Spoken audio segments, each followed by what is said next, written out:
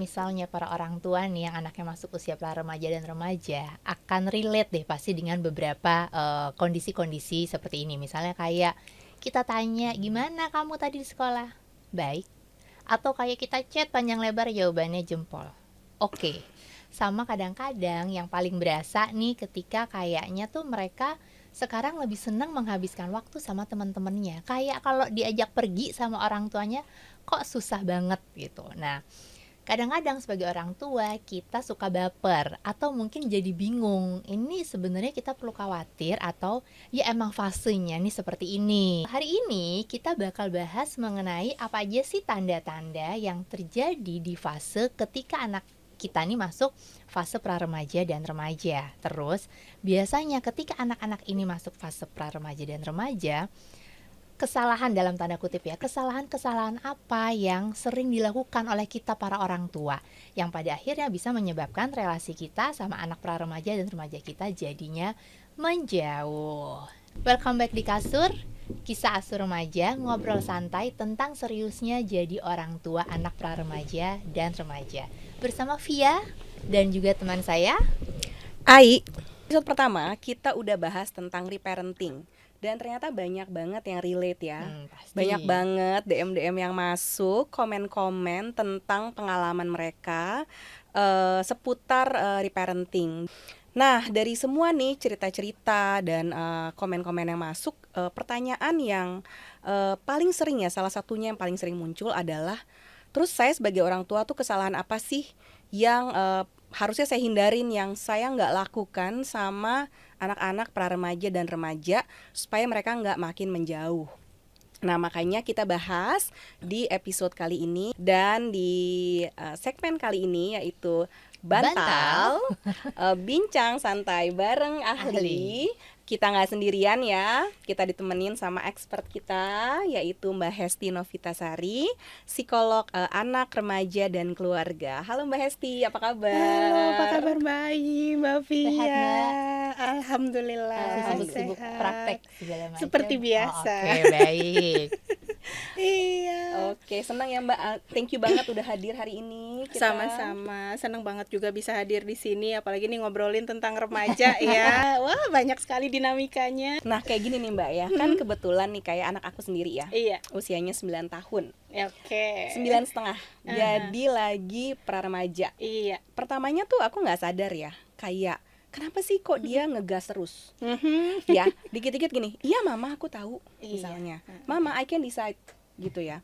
Jadi sebenarnya apa sih Mbak tanda-tanda yang mungkin kita nih sebagai orang tua nggak sadar kalau anak-anak kita ini sebenarnya bukan bandel, bukan rebel, tapi mereka sedang menghadapi transisi ke pra-remaja atau remaja. Sebenarnya apa aja sih Mbak tanda-tanda yang bisa kita cermati gitu? Oke, ya memang berbicara tentang remaja ini fasenya itu biasanya mulai dari usia kurang lebih pra remaja ya, 9 sampai 10 tahun, terutama yang perempuan dulu nih ya. Nah, perubahan yang pertama terlihat adalah berkaitan dengan secara fisik dulu gitu. Karena kan mungkin agak berbeda nih kalau di kelas 1, 2, 3 kayaknya masih imut, lucu. Tapi udah naik nih kelas 3, kelas 4 gitu kan ya.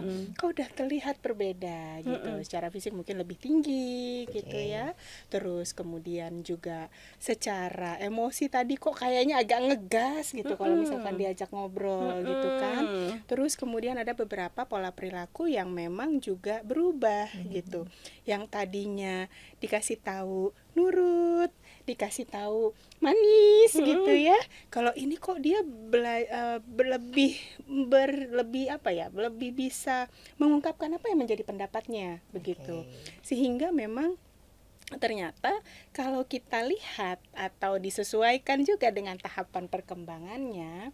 Nah, tahapan perkembangan ini kan memang kalau di usia sekolah dasar itu ada yang namanya tahapan industri. Industri itu artinya dia tahu apa yang aku mau, apa yang aku bisa gitu ya. Karena di sebelum-sebelumnya otonomi udah kebentuk, inisiatif udah kebentuk di fase-fase sebelumnya pada saat dia di usia prasekolah. Nah, di SD ini tadi udah mulai tahu, pokoknya aku pengennya ini gitu. Nah, Kemudian lanjutannya dari fase industri ini adalah fase self identity, yaitu di usia remaja itu sendiri gitu. Jadi kebayang dong, pra remaja ini peralihan, udah yang dia tahu apa yang aku mau, terus kemudian masuk ke self identity yang dia, aku tuh pengen tahu aku tuh kayak gimana sih gitu ya. Yang mana pengennya tuh semua kontrol. Itu yang tadinya pada saat anak-anak kan semuanya kontrol Di orang atau keputusan tua. di orang tua. Makanya kadang perubahannya itu terlihatnya seolah-olah kayak membangkang karena dia sebenarnya belajar untuk mengambil keputusan untuk dianya sendiri gitu, untuk dirinya sendiri. Terus kemudian selalu mempertanyakan mungkin kenapa sih boleh Iya. nggak boleh ini, kenapa sih harus Kenapa harus begitu. begini? Ya. Gitu. Karena ya tadi ada perubahan-perubahan sesuai dengan fasenya tersebut. Oke. Gitu. Selain ciri-ciri tadi ya Mbak ya, ada lagi nggak sih yang lain yang bisa orang tua tuh jadi aware gitu? Oh, anak aku tuh lagi transisi nih. Karena kadang-kadang mungkin kayak belum puber. Orang tua tuh ngehnya kalau puber berarti masuk usia remaja Iya, gitu betul, kan. betul. Iya, karena kan kalau puber itu misalnya nih ada mendapatkan menstruasi misalnya seperti itu ya untuk yang perempuan. Nah, itu sebenarnya adalah tanda terakhirnya. Tapi sebelumnya kan gejala-gejalanya sudah ada gitu.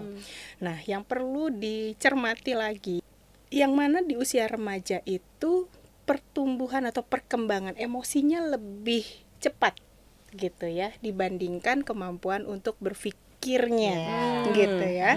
Karena memang berkaitan juga dengan kematangan di otak, di fungsi otak juga gitu, karena yang berkaitan dengan emosi ini berkembangnya sangat pesat di usia remaja, sementara yang berkaitan dengan kontrol perilaku gitu ya, yang berkaitan dengan prefrontal cortex itu baru matangnya tuh di usia dewasa awal atau usia ya 23, 22 gitu ya. Jadi kebayang ya gitu. Perubahannya itu memang terkadang tidak disadari gitu, terutama yang paling terlihat adalah di emosi ini. Begitu. Yang biasa ditangkap oleh orang tua adalah kok anaknya cenderung membangkang, kok anaknya berubah ya gitu ya secara perilaku. Terus kemudian yang tadinya mau diajak ikut serta acara keluarga gitu ya, kok kayaknya lebih mentingin temen sih gitu ya. Karena ya tadi dia pengen selain tadi merasa bahwa dengan teman-teman itu kan dia merasa sama, sefrekuensi, sama-sama punya kontrol gitu ya. Sementara kan kalau dengan orang tua nggak bisa seperti itu gitu. Makanya dia akan mencari lingkungan mana nih yang kayaknya lebih seru, Lebih nyaman berarti lebih ya. nyaman seperti itu. Lebih sefrekuensi gitu Iya, ya. karena kan ada istilah mereka ya, kalau nggak sefrekuensi tuh nggak bisa bestian tuh. Nggak sobi, nggak sobi. Nggak sobi, nggak bisa. Nah, sekarang kalau misalnya kita ngomongin ketika anak-anak ini masuk usia pra remaja dan remaja dengan segala gejolak Iya. emosinya mereka, perubahan perilakunya mereka, yang orang tua pasti biasanya kan terkaget-kaget nih, ya kan? Iya. Apa biasanya kesalahan-kesalahan ya, kesalahan-kesalahan ini bukan maksudnya mau menghakimi atau kayak menyudutkan para orang tua, tapi ya kita nih para orang tua tuh kayak harus sadar nggak sih apa sih biasanya kesalahan-kesalahan yang mungkin tanpa sadar kita lakukan ketika anak-anak ini masuk usia pra remaja dan remaja, yang sebenarnya kalau kesalahan itu terus kita lakukan, at the end bisa ngebikin relasi kita sama anak-anak itu menjauh. Jadi kayak yang waktu kecil nih kayak wah deket banget apa segala macam, jangan sampai karena kesalahan di periode ini malah akhirnya kita kehilangan tuh kedekatan kita sama si anak pra remaja dan remaja ini. Jadi kira-kira Mbak kalau misalnya di sekian kesalahan gitu tuh boleh dijelasin per poin apa, terus masing-masing poin ini ketika kalau misalnya orang tua melakukan dampaknya apa? Oke, ini yang saya dapatkan juga dari curhatan para remajanya Ruang gitu praktek, ya, ruang praktek dari ya. ruang praktek ya. Ruang praktek Gitu. ya. Yang pertama adalah ketika remaja ini kan seperti yang kita ketahui di awal tadi, perubahan secara fisik dulu terlihat. Kalau dulu mungkin agak nggak terlalu peduli dengan penampilan, kalau sekarang ngaca Iya, terus itu. gitu ya. Terus. Nah, terus kemudian punya style sendiri mungkin berpakaian gitu ya. Sementara kok kayaknya nggak sesuai sama style orang tuanya gitu kan ya. Sehingga terkadang yang dilakukan oleh orang tua adalah langsung judgement. Nggak pakai diajak ngobrol dulu gitu ya. Langsung aja tuh dijudge. Kok kayaknya sering banget sih ngaca gitu. Itu yang bikin dia tertutup gitu Yang ya di akhirnya situ membuat ya. dia ya kan Yalah, Bapak gitu. Mama belum ngajak ngobrol aku, kenapa aku lebih sering aja sekarang, kenapa aku misalkan lagi suka berpakaian mungkin dengan style seperti ini gitu ya, sehingga anak ya berarti ya tadi nggak sefrekuensi nih gitu, Nggak sobi. nggak Itu yang sobi, bikin dia iya, jadi akhirnya ya efeknya kalau misalkan belum apa-apa, Udah dihakimi. belum udah dihakimi gitu ya, walaupun sebenarnya kita kadang mungkin orang tua dalam konteks bercanda Iya. misalnya gitu ya, tapi kan anak kadang antara bercanda dan serius beda tipis ya. Iya, benar. Kadang itu yang akhirnya disalahartikan anak, apalagi kondisi itu dilakukan secara berulang. Oke, Begitu. Oke. Kadang kita ngelihat anak ngaca, kita komen gitu ya. Kadang kan apalagi anak-anak tadi sudah secara fisik berubah, secara emosi kan juga lebih sensitif. sensitif. Oke. Sedikit aja kata-kata yang mungkin dirasa nggak nyaman gitu, itu rasanya nempel banget seperti itu. Ya, di satu sisi memang lebih sensitif, tapi di sisi lain untuk meregulasi dan mengekspresikan emosinya kan tadi masih belajar gitu. Jadi ya udah si anak akhirnya ngerasa aduh kayaknya kok dengan aku seperti ini kok kayaknya papa mama nggak bisa ngerti sih gitu. Oke. Itu kesalahan yang pertama. Menghakimi, Menghakimi. mudah menghakimi, menghakimi tanpa Yang bertanya. membuat anak jadi merasa oh orang tua gue nggak ngerti gue. Yes, Oke. betul. Itu yang pertama. Yang kedua adalah kurang mendengarkan. Oke. Kadang ini sambungannya nih ya. Sambungnya. Sambungannya Kayak serial kadang. ya, Mbak ya? Kayak serial ya, dari tadi sudah menghakimi gitu kan ya. Terus Ditambah ketika kurang mendengarkan. kurang Ogo mendengar, loh ya, ini orang tua ya. Alias kami. Alias kita, alias saya. iya kadang orang tuh pengen kan curhatan orang tuh gini, aku pengen deh anakku tuh bisa ini, bisa cerita, bisa terbuka gitu ya. Once ketika anaknya cerita, didengerin nggak? Gitu. Kadang yang terjadi adalah ketika anaknya cerita, apalagi nih yang para remaja ya, yang memang sensitif banget gitu, itu kadang mereka butuh perhatian kita yang memang utuh.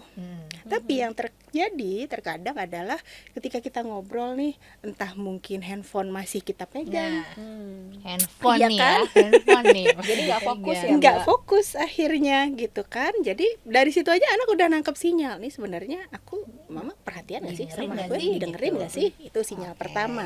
Sinyal kedua, anak udah cerita nih gitu ya, mungkin 10 kalimat lah begitu, belum selesai nih ceritanya udah masuk dulu mama, iya, atau kalau menurut mama gitu ya, ini belum selesai Udah bawaannya mau ceritanya, ngasih komen. udah langsung Padahal masih komen gitu ya, atau langsung ke nasehat. Nasehat. Iya, jadi tadi, jadi yang anaknya pengen cerita belum tuntas cerita gitu ya, kadang udah di komen lagi, belum lagi tadi masuk lagi si judgement ini tadi. Jadi tadi kurang mendengarkan, yang mana itu ya sama tadi, balik lagi, ini dengerin aku nggak sih gitu. Karena kan kalau misalkan tidak utuh ceritanya, kadang kita pun juga nggak bisa dapet informasi Iya, yang menyeluruh ya gitu. Oke, mudah Kesalahan kedua. menghakimi, kurang mendengarkan. Kurang mendengarkan. Ketiga adalah membanding-bandingkan.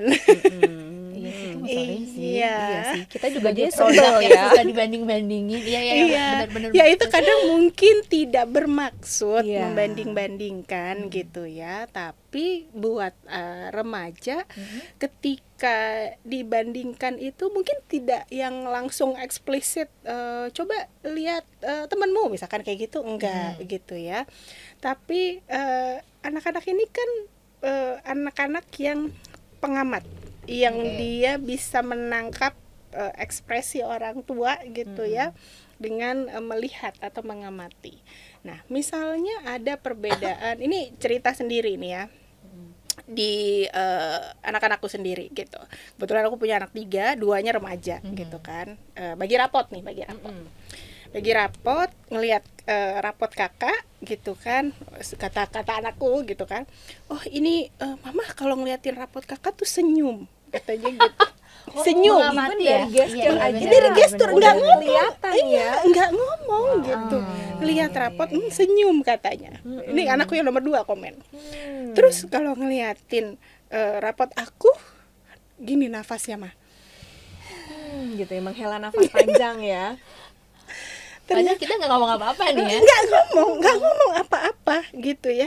Tapi ternyata hal itu Dia diperhatikan, bisa bisa melihat melihat perbedaannya melihat nih. perbedaan itu. Tuh, cuman helaan nafas itu katanya itu berbeda gitu kan. Iya. Oke. Wow, ini benar sih, karena Iya. kan kita tuh nggak sadar loh hal-hal Iya, gini. iya, Kalau iya. misalnya dia nggak komentar atau orang lain nggak komentar, kita Iya. nggak akan sadar kalau Betul. muka kita berubah. Iya. Atau misalnya kalau punya lebih dari satu Iya. anak, ternyata mungkin Bu Via antara kakak sama adik gitu, yang satu menghela. Kita kan suka mikirnya anak tahu kalau kita ceplosin kan. Iya, iya, Ternyata betul. dari ekspresi wajah. Iya, dan itu kan sesuatu hal yang nggak kita sadari Iya, iya, iya, gitu iya. ya, gitu ya. Itu Aku sesuatu senang hal deh, yang psikolog anak spontan. aja mengalami hal yang sama seperti aku. Sama nih, kita ibu-ibu juga ya gitu. Jadi dari situ ternyata sepeka itu ya anak-anak remaja itu. Itu yang saya Oke, tangkap iya, sih. iya, Jadi iya, nggak iya. cuman sekedar dari apa yang kita omongin. Kalau diomongin itu udah jelas-jelas eksplisit banget gitu kan.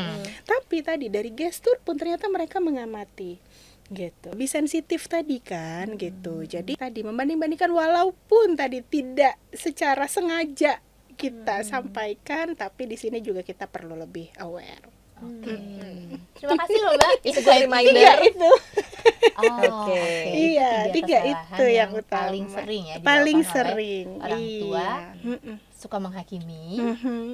kurang mendengarkan, Iya. dan membandingkan. Iya. Walaupun tidak diomongin. Nggak diomongin gitu ya, dan tidak bermaksud juga Dan, mungkin ya tidak kita, bermaksud. tapi bisa ditangkap anak sebagai tadi perbandingan kan, karena dua ekspresi yang berbeda. Nah, ketika ketiga hal ini Mhm. terus kita lakukan gitu ya, Mbak, Mhm, mhm. efeknya tuh akan seperti apa sih ke anak ini sendiri dan relasi anak dengan orang tua? Pertama, anak merasa tidak dipahami gitu Oke. ya. Kadang orang tua, yang disampaikan oleh orang tua adalah kita pokoknya sayang banget sama anak gitu ya. Kita pokoknya memprovide apapun yang menjadi kebutuhan anak begitu. Tapi kadang kita lupa bertanya kepada anak. Anak udah ngerasa kita sayangin belum sih? Gitu. Anak udah ngerasa kita ngertiin belum sih sebagai orang tua gitu ya. Oke, Nah, oke, pertanyaan oke. itu dulu itu mungkin sesekali boleh kita tanyakan Tanyain ke ke anak anak. kita. Jadi bahan refleksi Gitu, ya. jadi Oke. bahan refleksi kita juga. Terus kemudian yang jelas tadi trustnya anak tuh nggak dapet ke kita gitu. Oke. Mau cerita boro-boro didengar, boro-boro dipahamin gitu ya, didengerin aja enggak gitu. Belum lagi udah nggak didengerin, nggak dipahami, dijudge pula gitu kan. Kebayang dong gimana Punten rasanya sih kalau jadi jadi remaja. anaknya dah. Di compare pula. Di-compare pula. Iya, kan gitu. Jadi yang akhirnya orang tua itu seharusnya menjadi tempat anak untuk bisa bercerita secara nyaman dan aman. Tapi karena tadi ada beberapa hal yang ngerasa dihakimi, nggak didengerin, terus kemudian dibandingkan gitu ya, maka ya pelan-pelan relasinya itu ya akan secara emosional mungkin akan menjauh seperti itu. Dan pasti kita pun mungkin nggak usah remaja ya, kita pun juga ketika mau ngobrol, ketika mau cerita, pasti kita nyari tempat yang nyaman dan aman iya. dong gitu ya. Terus ternyata ada teman-teman nih yang Iya. lebih sefrekuensi, yang lebih memahami, lebih menerima. Akhirnya kemana anak-anak? Iya. Ke teman-temannya. Ke teman-temannya. Jadi si emosi sedang nuntun si emosi gitu ya. Si emosional menuntut emosional. Iya, betul gitu. Nah, jadi dari harapannya sih dengan kita aware dengan kesalahan-kesalahan ini ketika berhadapan dengan remaja khususnya, jadi kita bisa tahu sebenarnya tujuannya apa sih? Tujuannya ya tadi supaya anak remaja kita ini juga tetap bisa merasa dekat dengan kita dan tetap orang tua itu menjadi tempat yang aman dan nyaman untuk mereka gitu. Baik itu secara fisik maupun secara psikologis ya, seperti itu. Apa sih Mbak kira-kira pesan Satu pentingnya? pesan penting itu untuk orang tua. Hadir ya. Hadir itu iya fisiknya, iya perhatiannya gitu ya, iya telinganya, kesediaan telinganya juga untuk mendengarkan gitu. Jadi memang benar-benar hadir. Supaya apa? Supaya anak itu ketika kehadiran kita itu utuh di hadapan anak, dia bisa bercerita, dia bisa mengungkapkan apapun, mungkin juga dia butuh semangat dari kita. Nah, Ananda bisa merasa dipahami, dingertiin gitu ya, disayangi, sehingga tadi bondingnya pun dengan orang tua juga tetap terbentuk baik. Hadir utuh, Hadir utuh, baik utuh fisik kuncinya. maupun mental Iya. untuk anak ya Mbak. Secara Betul, emosi juga. betul. Emosi juga. Iya, kuncinya Oke. itu. Mbak, terima kasih banyak untuk obrolan episode kali ini. Sama-sama. Poin-poinnya nggak yang panjang tapi jadi terima kasih. Semoga ini bisa jadi pengingat untuk kita semua para orang tua yang sedang menghadapi serunya anak-anak yang memasuki Iya. fase pra remaja dan remaja. Jadi yang harus diingat, sekali lagi ingat bahwa anak-anak ini tidak butuh orang tua yang sempurna, tapi butuh orang tua yang hadir secara utuh, baik Iya. secara fisik, secara mental, secara emosi, dan mungkin butuh juga orang tua yang mau belajar menyesuaikan diri dengan Iya. kebutuhan anak. Karena itu kan bisa jadi waktu anak kecil, wah deket banget, Iya. terus kita menganggap ya udah sama nih kebutuhan anak ketika mereka kecil dan ketika mereka remaja. Nah, padahal sebenarnya kebutuhannya beda. Berbeda, betul. Karena setiap fase juga berbeda, ya. Oke, kalau begitu terima kasih banyak Mbak Hesti. Terima kasih banyak, Mbak Hesti. Sama-sama baik. Dan untuk Bapak Ibu yang sedang menonton ini, boleh jangan lupa di-share, di-likes, atau misalnya mau komen, mau dong episode selanjutnya ngebahas tentang apa, expertnya siapa, boleh langsung tulis aja di kolom komen. Oke, jangan lupa juga follow IG kita dan juga YouTube Kisah Asuh Remaja _kasur untuk nonton, untuk tahu apa sih episode-episode selanjutnya dan juga tema-tema menarik yang akan kita bahas. Oke, terima kasih. Sampai ketemu lagi lagi. di Kasur Kisah Asuh Remaja. Dadah.